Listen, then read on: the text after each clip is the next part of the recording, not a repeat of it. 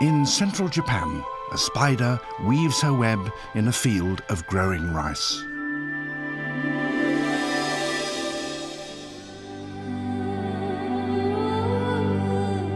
Rice has been a part of Japan for so long that it has shaped the land.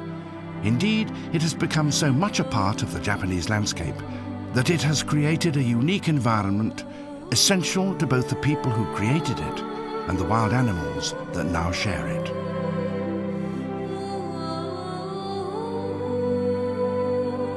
Japan is a country of steep mountains surrounding wide flat plains where people have lived for thousands of years. The country's largest freshwater lake, Lake Biwa, lies not far from the ancient city of Kyoto.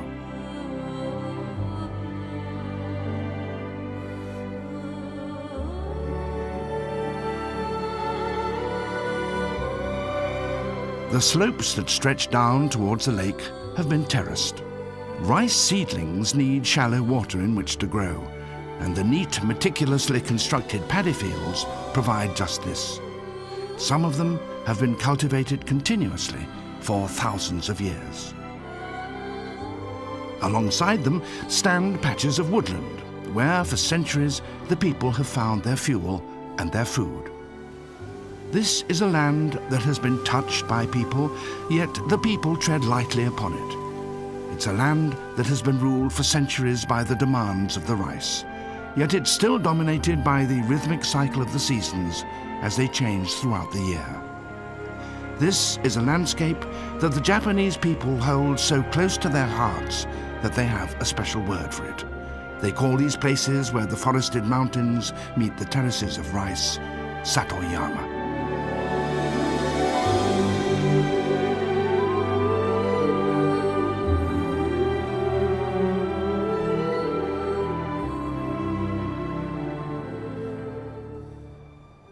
It's April now.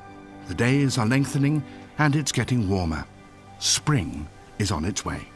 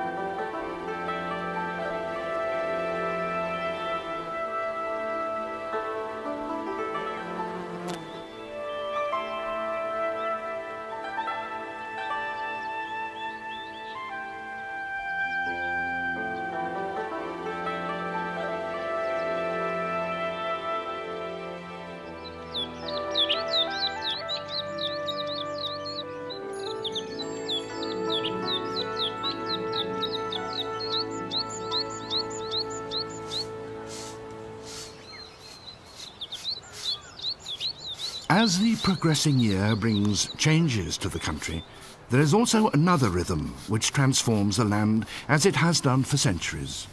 Early in the spring, the dry fields are turned into wetlands.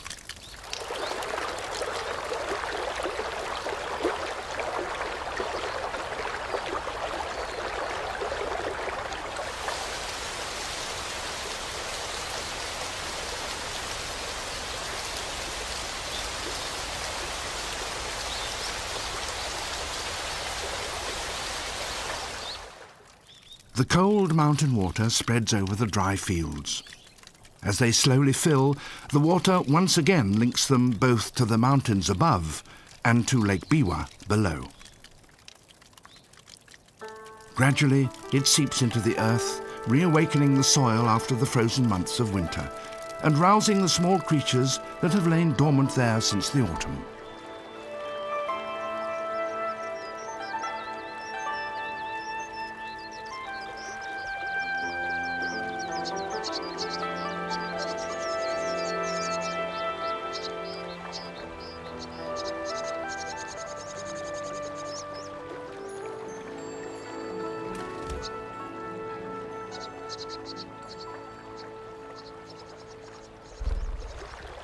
Mountain water is rich in nutrients, so each year its return enhances the fertility of the rice fields.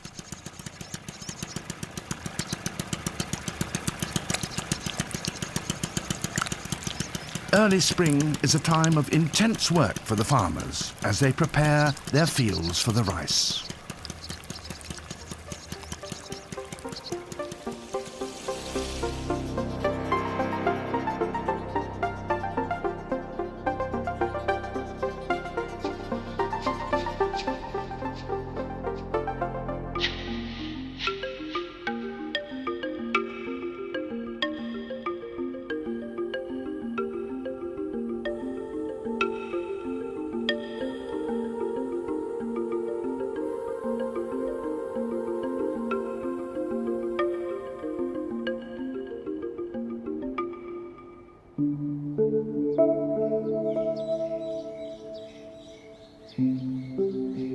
Satoyama is an environment created by human beings, certainly, but it's also one that is in harmony with the natural world that surrounds it.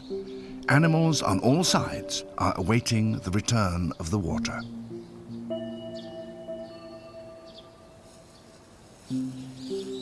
Woken from her hibernation and attracted by the fresh scent of water, a pond turtle moves down into this new wetland. Here she will mate, and in a few days' time she will lay her eggs on the terrace banks.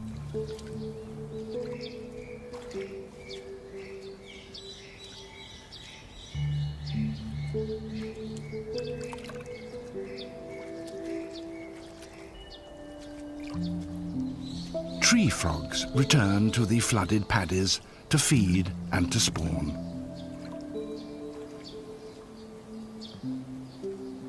Insects of many kinds gradually appear. Over 1,000 different species of them will eventually find what they need in the rice fields. A fire-bellied newt starts its search for food.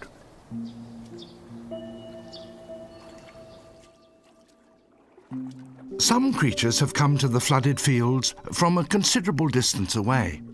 Others have been here all through the year. This water scorpion spent the winter months buried in the dry earth. It too has been aroused by the cold mountain water.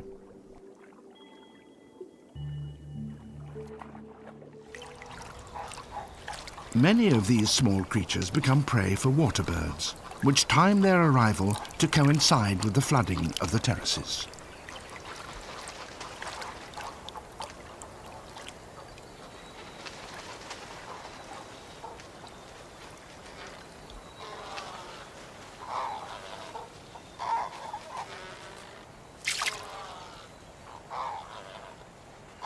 The rhythm of change, from wet to dry and back again, was imposed on this landscape by farmers so long ago that it has now become an integral part of the workings of the natural world.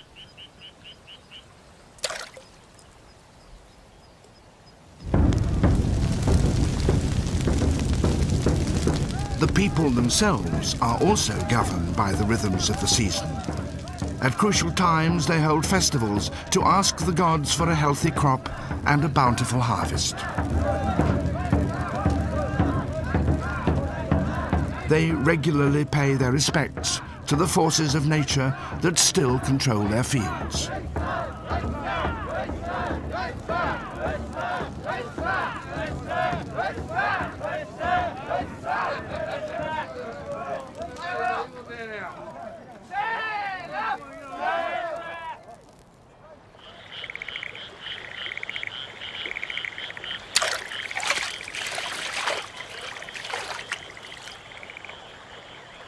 Irrigation canals lined with cement link these terraced fields to Lake Biwa. And on a spring night in May, catfish from the lake fight their way up them, struggling against the flow of the water. The flooding of the terrace fields, combined with seasonal rain, has created many waterways that lead down to the lake. For the catfish, the timing is crucial. One after another, they laboriously make their way up the channels into the newly planted rice paddies.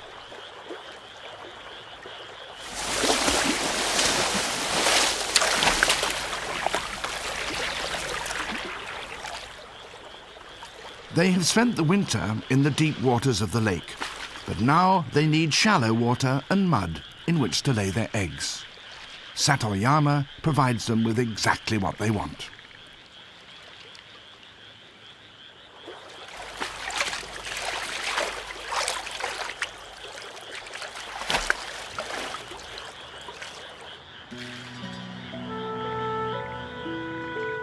Just before dawn, adult fish congregate in one of the rice paddies and begin to court amongst the newly planted rice seedlings.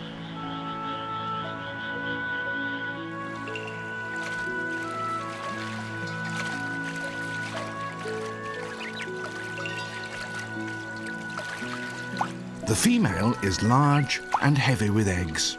A male who is smaller follows her, trying to attract her attention.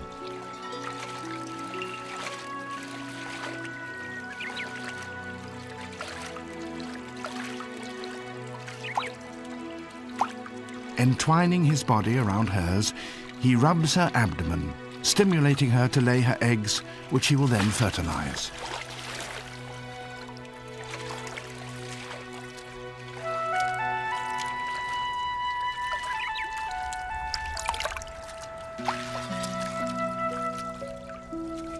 Their coupling is sometimes so vigorous that they often damage the newly planted rice seedlings. But the farmers nonetheless gladly share their fields with such wild creatures as these.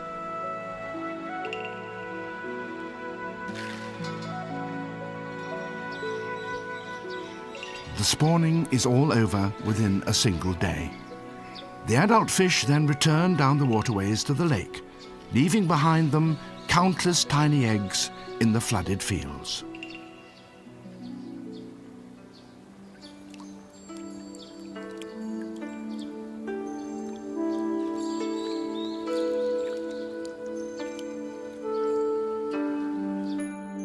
Two days after spawning, the embryonic fish are moving inside the security of their tiny egg capsules.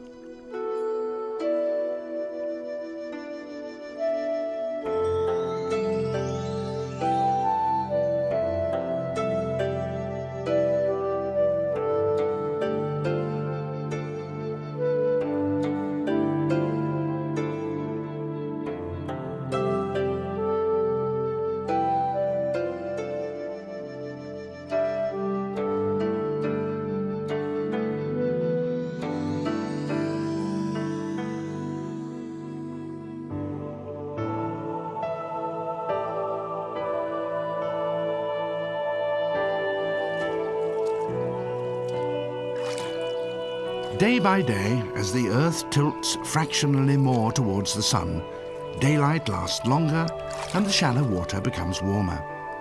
The emergence of the catfish has coincided miraculously with a sudden abundance of food.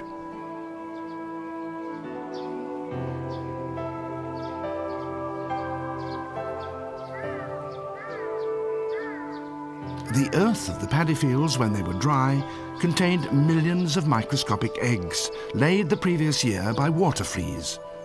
Now that the paddies are flooded once again, these eggs also hatch, so the waters have become rich with food.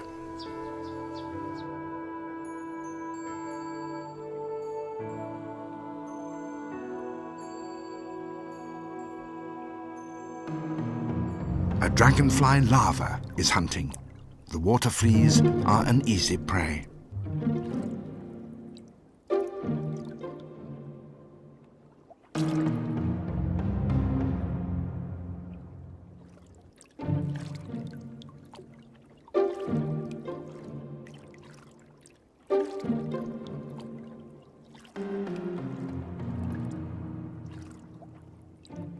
The young catfish are also feeding on them and growing quickly.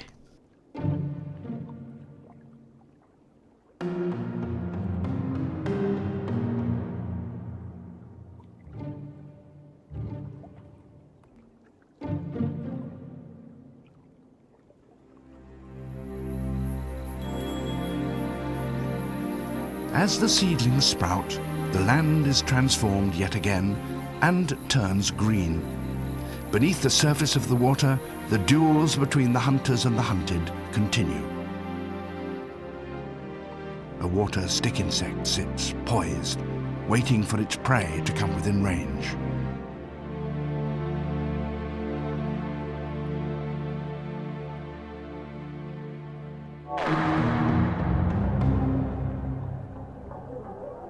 And a dragonfly larva, once a hunter, now itself becomes a victim.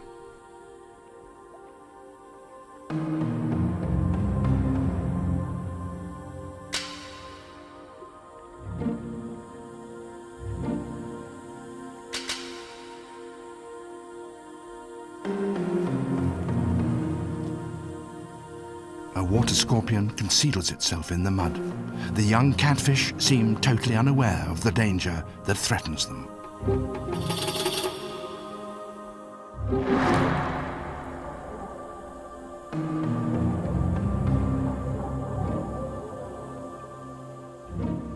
A bloodworm, the larva of a midge, is food for a fire-bellied newt.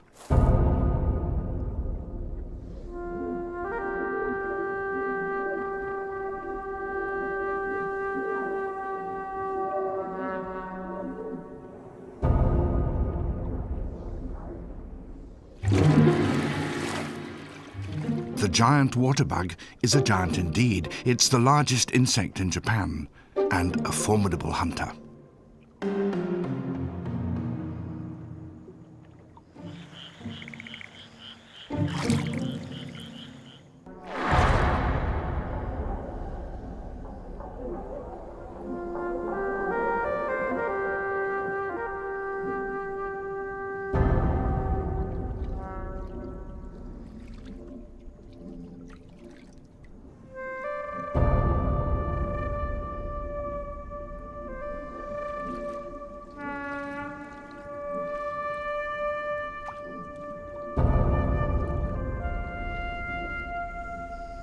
With grim persistence, the giant water bug sucked out the nutritious fluids from the frog's body. The empty husk will then be cast aside and be absorbed into the mud.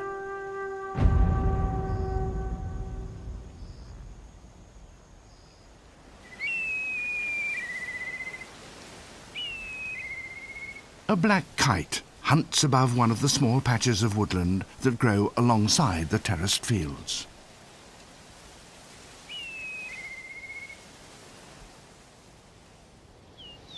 These woods are a vital element in the complex world of Satoyama.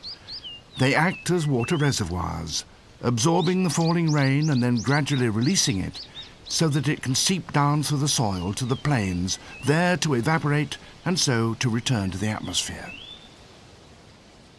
The woods have been used for centuries by the local people who come here to forage for food, to gather firewood and to make charcoal. Many of the oaks have strange, multiple trunks. This is because they've been used by the people to grow a delicacy that is much relished by Japanese gourmets.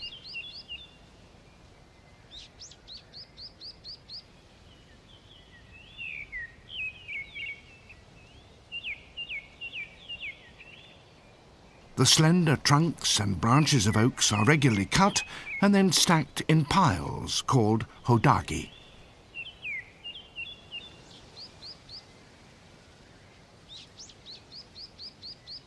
They are then left for about a month to dry out.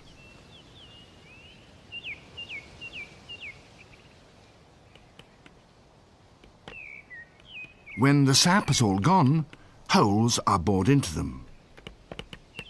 Plugs made of a mixture of sawdust and mushroom spawn are then hammered into each hole and sealed with a plug of wood.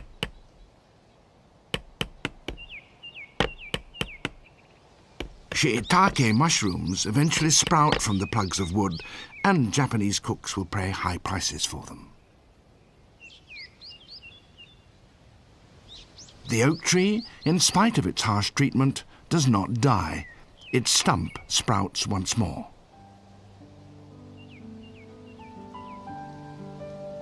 It will not be cropped again for 18 years or so.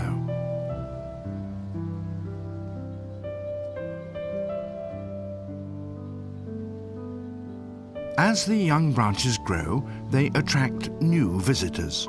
Longicorn beetles come to drink their sap.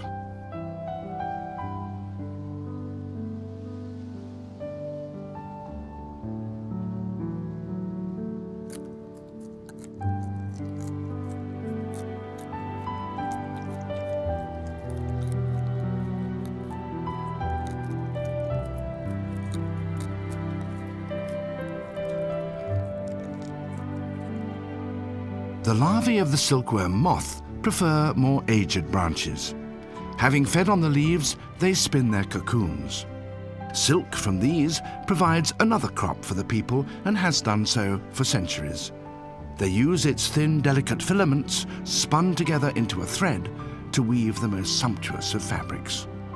For the caterpillar, the silk will serve as a shroud, beneath which it will transform itself into a winged adult.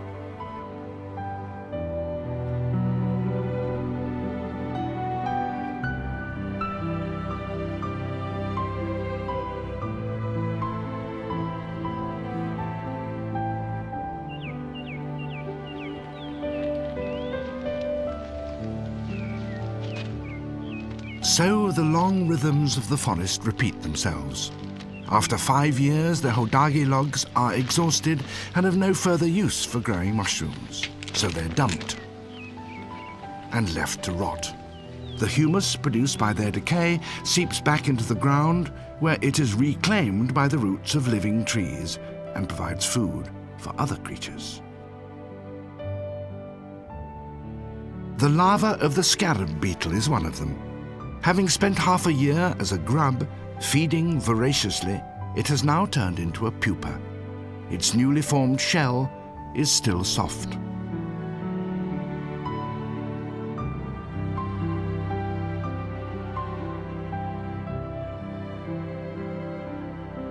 In Japanese, this insect is called kabutomushi, as the shape of its head reminds people of the war helmet worn by the samurai, and the plates of its body of the armor of those ancient warriors of medieval Japan.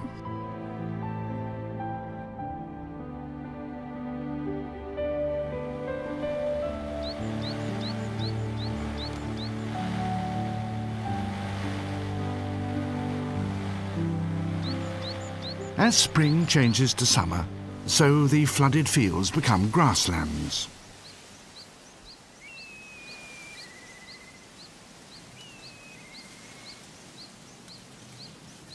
This is the time when the giant water bug lays its eggs. The female produces as many as 80 in one patch. Having done so, she abandons them. But the male remains on guard and stays with them for over a week.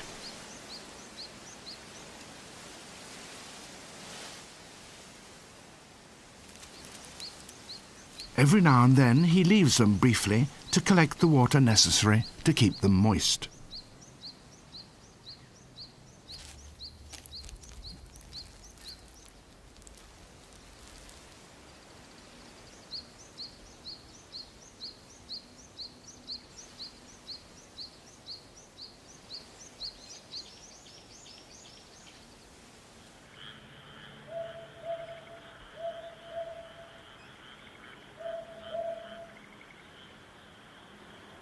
One week later, in the middle of the night, the giant water bugs begin to hatch.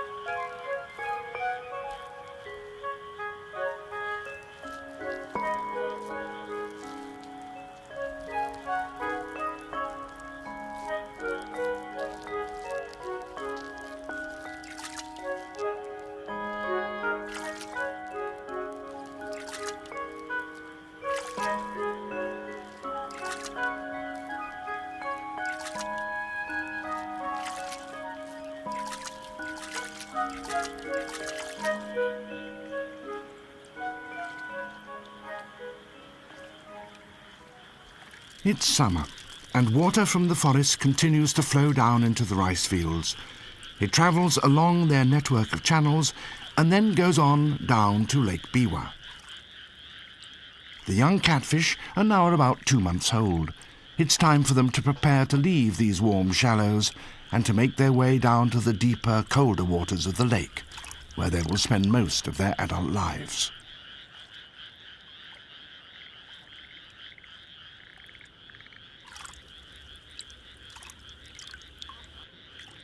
Their parents came up through the farmers' waterways to reach these rice fields.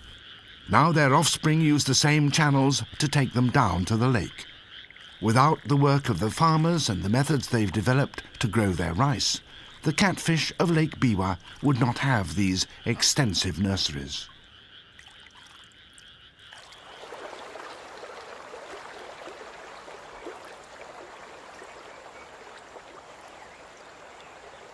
Once they reach the safety of the lake, they will stay for 2 or 3 years, feeding and growing, until the time comes for them too to swim back up the very same channels to spawn. Now another small creature is preparing to leave the rice fields. It uses a different exit. The larva of the red dragonfly, after 2 months of feeding, crawls up the rice stems from which it will launch itself into the air. To do that, it must first change its shape and acquire wings.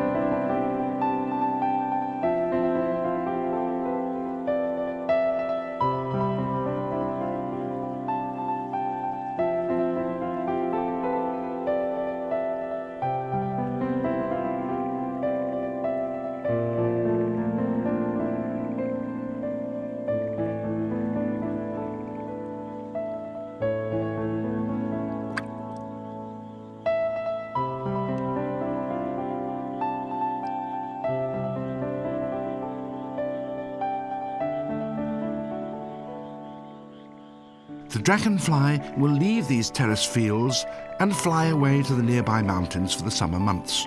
So it forms a link between the world of Satoyama, the cultivated land, and the wilderness that surrounds it.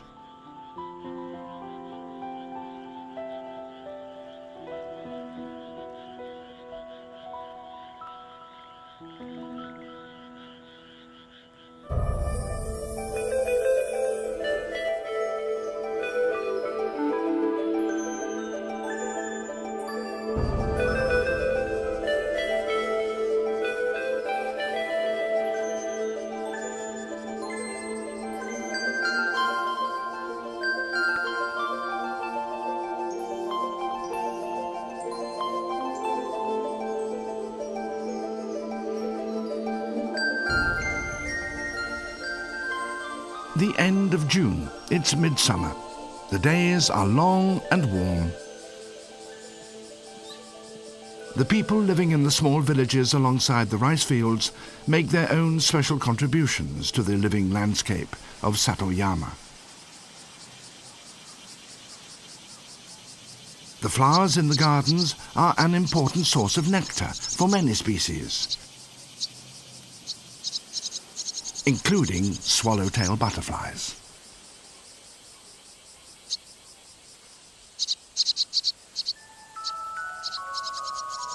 In a corner of a village garden, a large spider waits on its web. As in many parts of Japan, spiders are welcomed and encouraged to stay as a sign of good fortune. They do, after all, feed on insects which may be harmful to both people and crops. In a hackberry tree, another small life is about to take its place in the Satoyama community.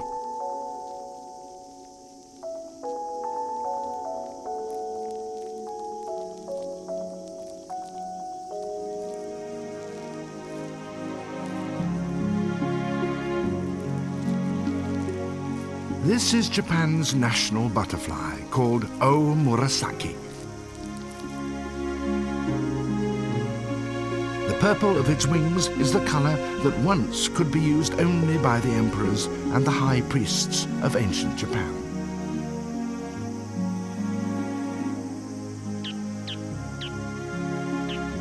In its caterpillar stage, it lives only on these hackberry trees. As an adult, it will fly away to feed on the sap of trees in the woodlands.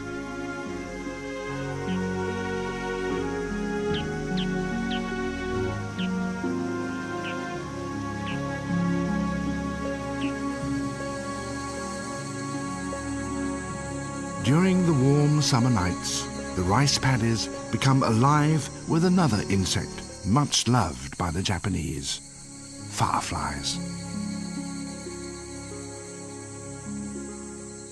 Using the language of light, they signal courtship messages to one another.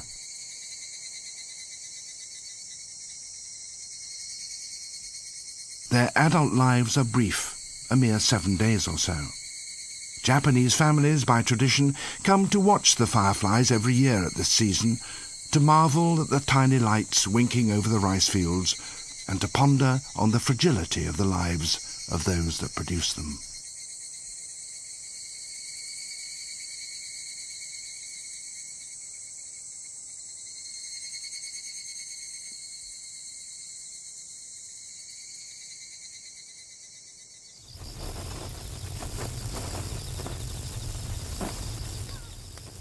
Fireworks are a special treat on these summer evenings. In a corner of the garden, behind the children and their fireworks, another life is undergoing dramatic change. For 7 years, this cicada has remained underground. Now it's emerging to spend the last few days of its life as a winged creature in urgent search of a mate. There are many species of cicada in Japan. Each has its own characteristic song, and each is a reminder to the people of another stage in the passing seasons.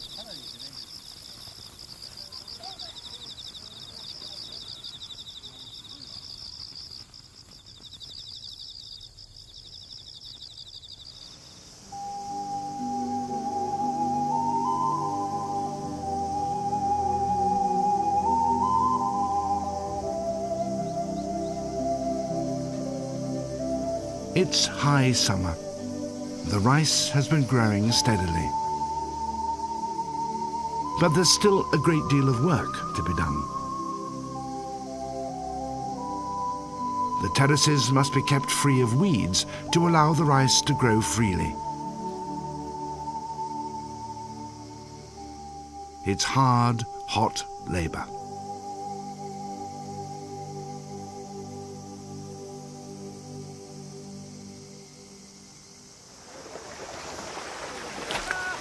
The farmers wade out into the shallow ponds that adjoin their rice fields.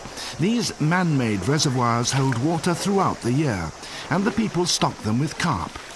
Now that harvest can also be gathered. They have their own special devices with which to collect it.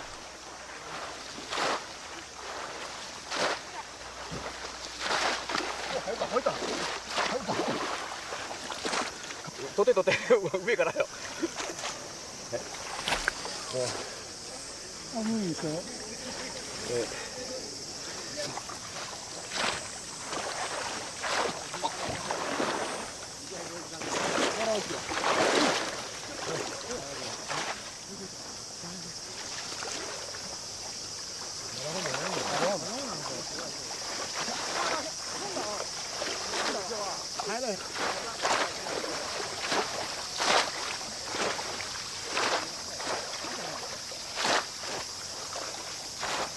Each family takes home its own catch.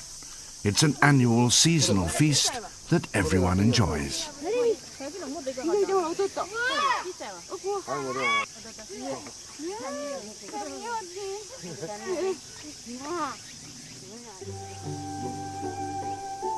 Summer is a holiday time for the children, and while their parents work in the fields, they make the most of the long evenings.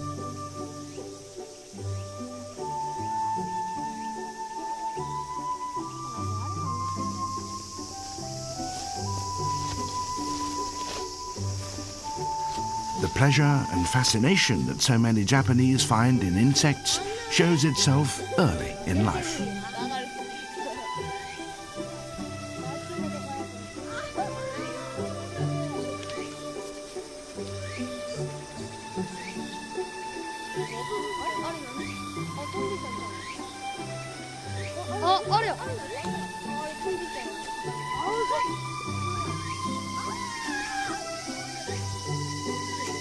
Stag beetles are particular favourites. The larger the better.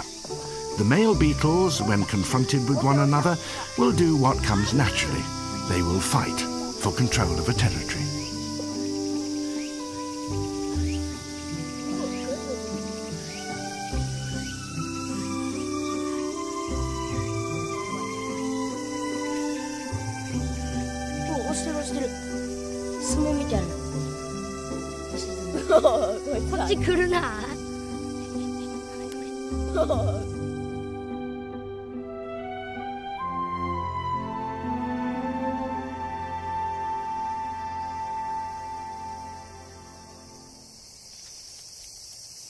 A scarab beetle has emerged from under its pile of hodagi logs. As night begins to fall, it climbs out to look for the sap it feeds on. Through the night, battles will be fought and lost as each beetle strives for the control of the best places. And it's not just that they themselves want the sap. Good feeding spots also attract females. So, like the samurai they so resemble, they do battle.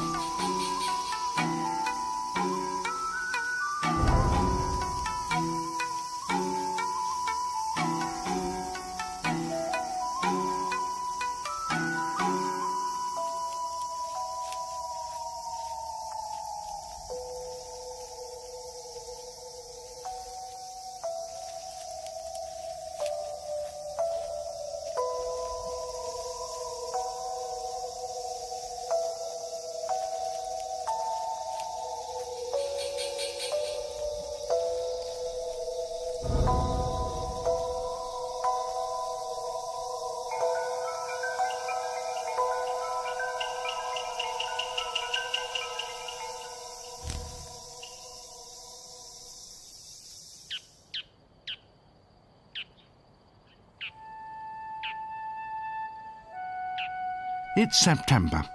Summer is vanishing with the shortening days, and the rice fields are about to change yet again. Soon it will be time for the harvest. 150 days ago, these terrace fields became wetlands as water from the mountains flowed into them. Since then, they have been slowly changing in time with the seasons. As each field was transformed, different species arrived, some swimming, some flying, to take advantage of the changing scene.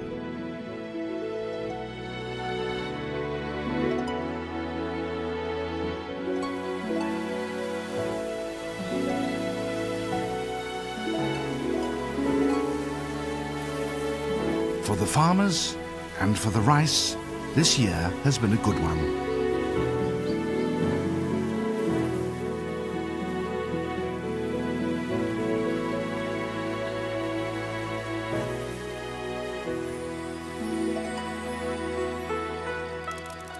the red dragonfly returns from the mountains to the land where it hatched.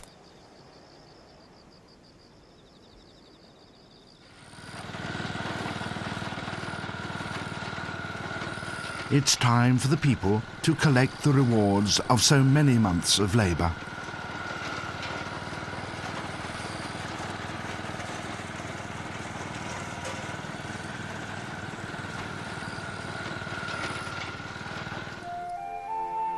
As the rice dries in the autumn sun, the air is full of the scent of hay. There is now no place here for the giant water bug.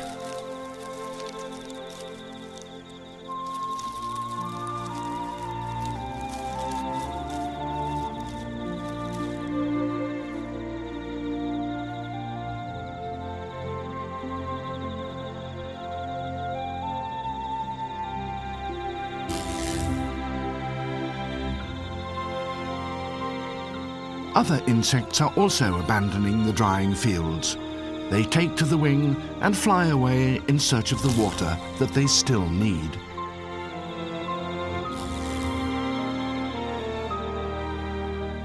The reservoirs provide a new home for those water creatures that once hunted through the rice paddies.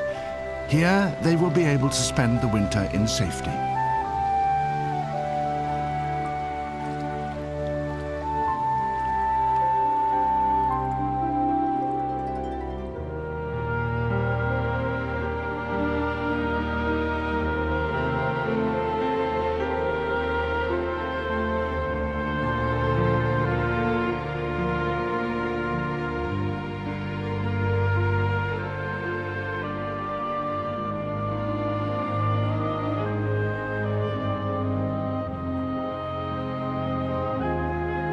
As the land changes colour and the autumn leaves fall to the ground, the pace of life slows.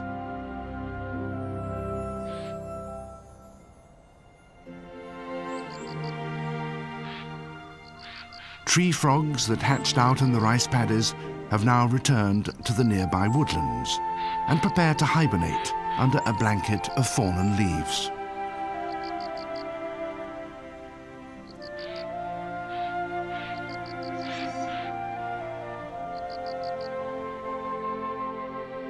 Before the very last puddles disappear from the harvested fields, there is one final act of creation.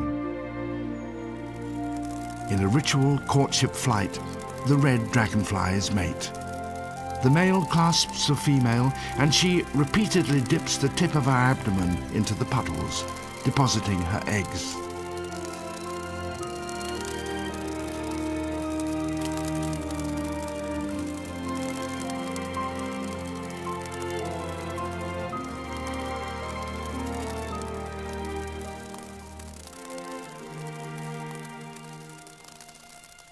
The eggs will remain dormant through the bitter cold of winter. When spring returns and the mountain water flows once again into these fields, they will hatch out, and a new generation of savage larvae will prowl through the waters of the paddies. For centuries, persimmon trees have been planted along the rice terraces. They are an autumn fruit much loved by the Japanese. They're gathered singly and with great care.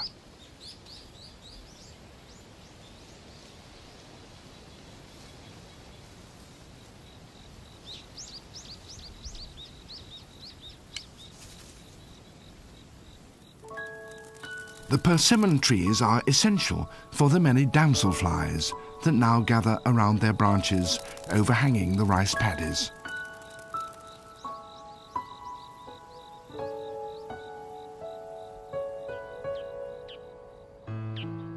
Like the dragonfly, the damsel too has changed its behaviour to take advantage of the landscape created by humanity.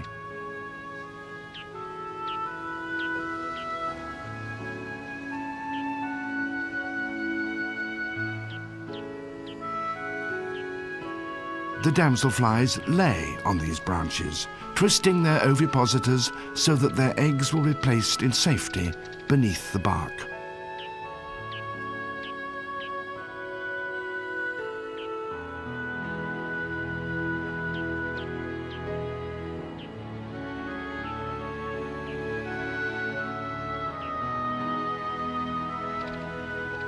and then they die. When spring comes and the rice paddies fill once again, the damselfly larvae will drop directly into the waters.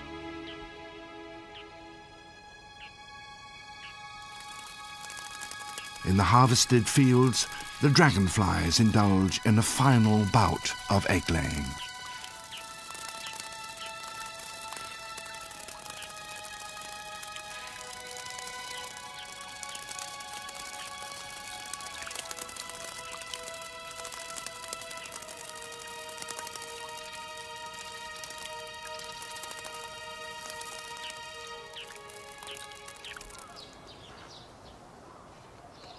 The skinned persimmon fruits are neatly hung by the farmers' houses.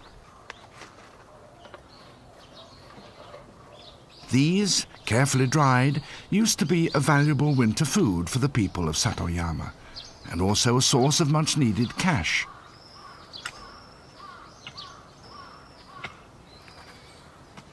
Today, when food of one kind or another is easily available all the year round, fewer farmers bother with the persimmon crop.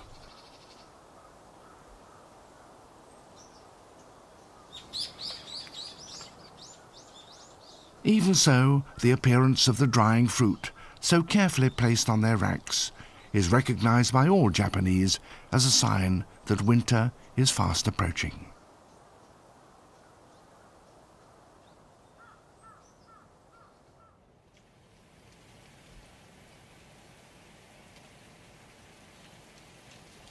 As the land freezes, little life is visible in and around the rice fields, which are now covered by a blanket of snow. Yet there is life there, hidden and quietly waiting for the renewal that will come when the waters return once again with the sun.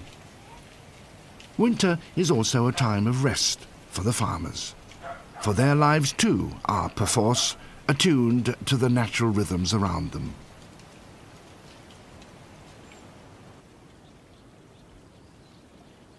At the edge of this rice field, a small natural spring bubbles out from the ground.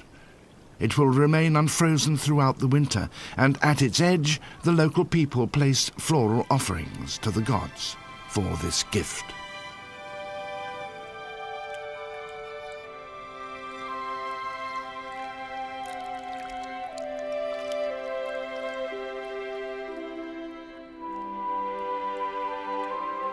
In the muddy bottom, a water scorpion waits asleep, neither moving nor breathing.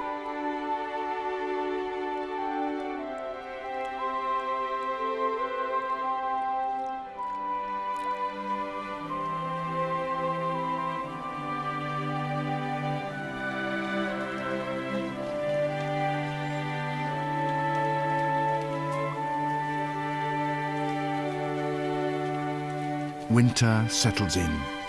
On the edge of a frozen rice paddy, a farmer's hut stands deserted.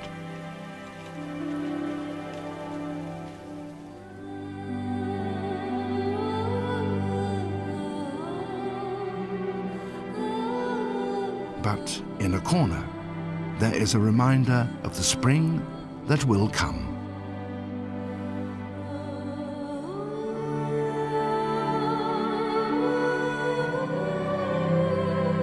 Chrysalis of a cabbage butterfly.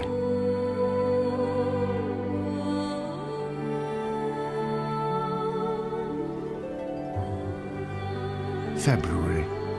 The year has turned. The faint heat of the distant sun warms the land long enough for a cold mist to rise from the thawing fields. Winter is loosening its grip. Soon, work in these fields will resume. Once again, the mountain water will flow, the rice will be planted, and visitors from the woods above and the lake below will come back. Once again, Satoyama will be filled with life.